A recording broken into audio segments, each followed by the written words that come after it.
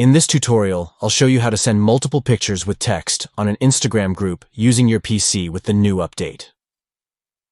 Let's go through the steps together. Step 1. Begin by opening your Instagram account on your PC. Make sure you are logged in to access your account and messages effectively. Step 2. Navigate to the specific group chat that you want to send multiple pictures with text to. Locate the group chat within your Instagram messages. Step 3. Within the group chat, click on the photos icon to initiate the process of adding pictures. Choose the first photo you want to send by selecting it from your PC. Step 4. After selecting the photo, click on the Open button. This will allow you to write the text that you want to accompany the photo. Input your desired text in the provided text box. Step 5.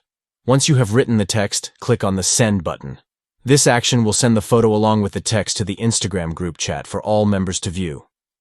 By following these steps, you can effortlessly send multiple pictures with personalized text on an Instagram group using your PC. This feature enables you to share engaging content and communicate effectively with group members.